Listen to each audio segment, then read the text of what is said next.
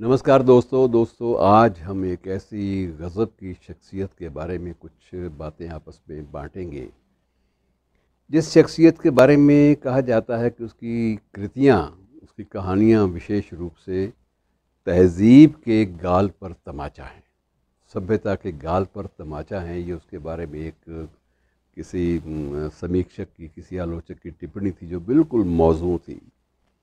सबसे बड़ी बात ये थी कि ये शख्स, इसका जन्मदिन 11 मई का है और ये हमारे बिल्कुल पड़ोस में लुधियाना के पास एक गांव है, समराला के पास एक गांव है पपड़ौदी। तो पपड़ौदी गांव में इसका जन्म हुआ था। ख़ानदान अच्छा था जिस माहौल में पैदा हुआ। इसके वालिद और बाकी जो दादा परदादा थे वो भी बैरिस्टर थे। ऐसा नहीं था कि एक अजीब किस्म के किसी भी कमियों वाले माहौल में पैदा हुआ हो, लेकिन सोच में परिपक्वता शुरुआत से थी। और हमेशा इसकी जो दृष्टि थी, नज़र थी, वो हैव नॉट्स पे ज़्यादा पड़ती थी, चाहे वो गांव का माहौल हो और शहर का माहौल हो, कहीं का भी हो। और क्रिएटिविटी उसकी शुरुआत में ही उसके जहन में क्रिएटिविटी के जो बीज थे वो बिल्कुल अंकुरित हो रहे थे।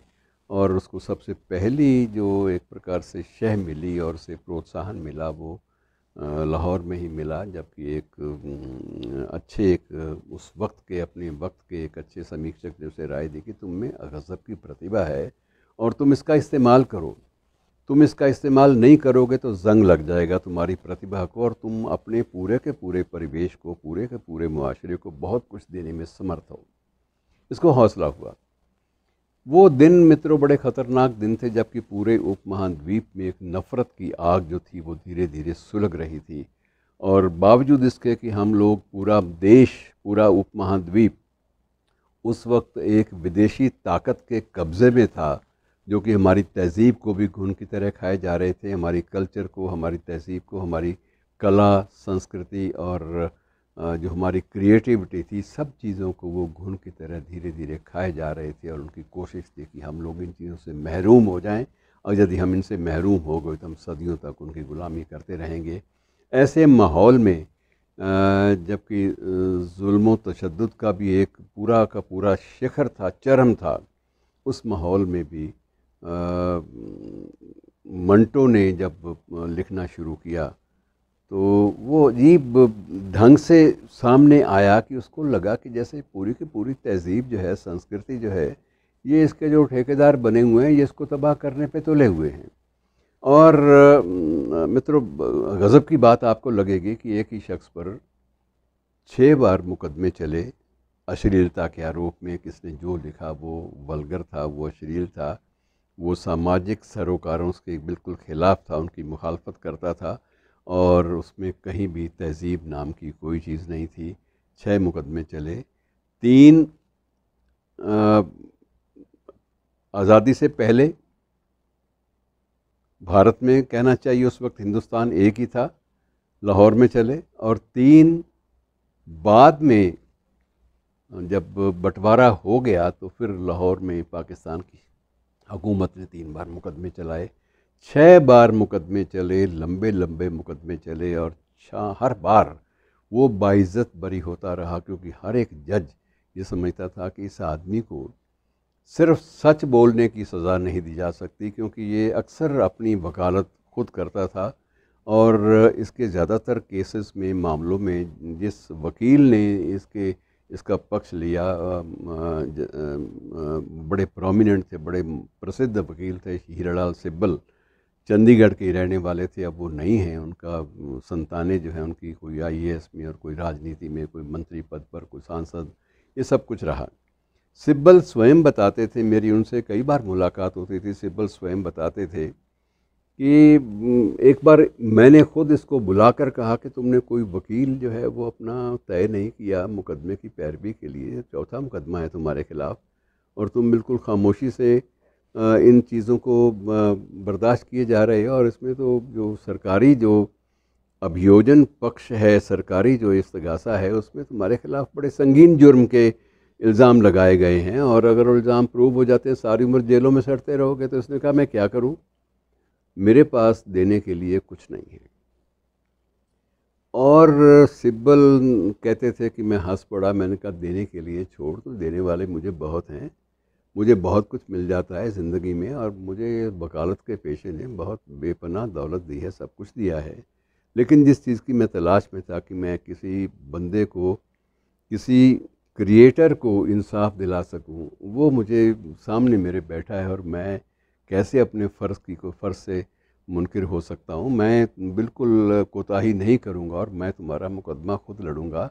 और तुम्हें भाई मुकदमे के दौरान तुम्हें अपने ज़ाती अखराजात के लिए किसी चीज़ की ज़रूरत हो तो मेरे पास से उल्टा ले जाना, क्योंकि मैं समझता हूं कि मेरे लिए ये बायस फ़ख्र ये भी है कि मैं एक सही मुद्दे पर, एक अच्छे राइटर, अपने वक्त के इतने बड़े जो लेखक है उसकी उसकी पैरवी कर रहा हूँ। ये अपने आप में बहुत बड़ी बात है। और मित्रों, एक बार दिलचस्प बात ये भी थी कि एक बार मुकदमा चला तो इसके ख़िलाफ़ भी था, और साथ ही साथ इस्मत चुगताई के ख़िलाफ़ भी था। उस मुकदमे अलग अलग रचनाओं को लेकर थे। उनका मुकदमा, उनकी कहानी जो बहुचर्चित है, लिहाफ को लेकर था, और इसके मुकदमों की, इनका एक कहानी संग्रह था काली सलवार, उसके ऊपर था।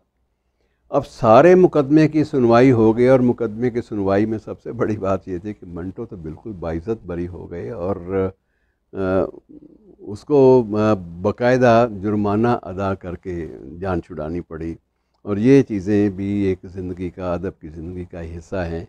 इसकी ज़िंदगी शुरुआती दौर में इसने सोचा था कि लाहौर में मेरा गुज़र नहीं होगा, या मुल्ला मौलवियों में कहाँ मैं फंसा रहूँगा, तो ये बम्बई भी चला आया। बम्बई में इसने बहुत देर मशक्क़त की, ऑल इंडिया रेडियो में भी काफ़ी देर सर्विस की, और बम्बई में कई फ़िल्मों के संवाद लिखे, 4 पैसे भी आए। लेकिन सबसे बड़ी तकलीफ़ बात ये थी कि इतनी बहुआयामी शख्सियत को गुज़र औक़ात के लिए जितना ज़रूरत थी उतना मिल नहीं पाता था। और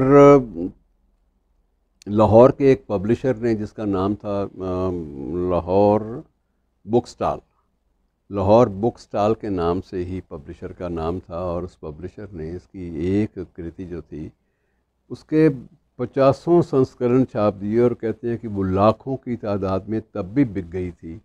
और उसके बावजूद मंटो का ये कहना था कि इस कमबख्त ने मुझे लाख टके भी नहीं दिए, लाख रुपए तो क्या देने थे, मुझे एक पैसा नहीं दिया।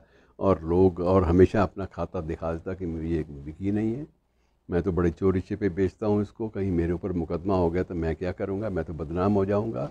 और इस तरह से लोगों ने इसका फ़ायदा तो बहुत उठाया, लेकिन इसके लिए कुछ नहीं किया। और मंटो, एक छोटी सी बात आपको ये भी बता दूं कि मंटो मूल रूप से इनका परिवार कश्मीरी था, और उसने पंडित नेहरू के नाम भी ख़त लिखे थे बहुत सारे कि पंडित जी, है तो यही बात कि आप भी कश्मीरी और मैं भी कश्मीरी मूल का हूँ।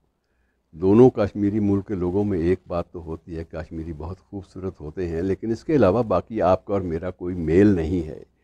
मैं जो ख़त लिख रहा हूँ, मुझे नहीं उम्मीद कि कभी ख़त या आप उसको पढ़ भी पाएंगे और उसको देख भी पाएंगे, या आप तक ये पहुँच भी पाएगा या नहीं पहुँच पाएगा। बहरहाल मैं अपने फ़र्ज़ की अदायगी कर रहा हूँ, और फ़र्ज़ की अदायगी में इसने उस वक्त के हिंदुस्तान की जो तस्वीर खींची वो सबसे प्रामाणिक दस्तावेज़ मानी जाती है।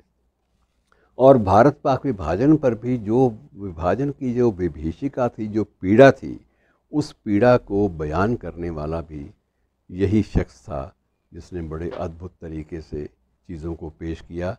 ऐसे महान कलमकार, महान पत्रकार, क्योंकि ये पत्रकारिता में इसका बहुत अहम स्थान था, उर्दू पत्रकारिता में ख़ास तौर से, और अपने वक्त के महान अदीब, चिंतक। और इसकी एक और सी जो विधा जिसमें इसने कमाल कर दिखाया था वो थे खतूत। चाचा सैम के नाम जो खतूत थे, वो उनमें पूरी की पूरी मुल्क की, अगर आपने उस वक्त की सांस्कृतिक धरोहर, कल्चरल धरोहर की तस्वीर देखनी हो तो वो मंटो हाजिर था उसके लिए। तो इन सब बातों को देखते हुए पिछली सदी और आज भी चर्चा में शिखर पर अगर कोई अदीब है तो वो मंटो रहा है और मंटो रहेगा। फ़िलहाल उसको रिप्लेस करना आसान नहीं है। शुक्रिया दोस्तों।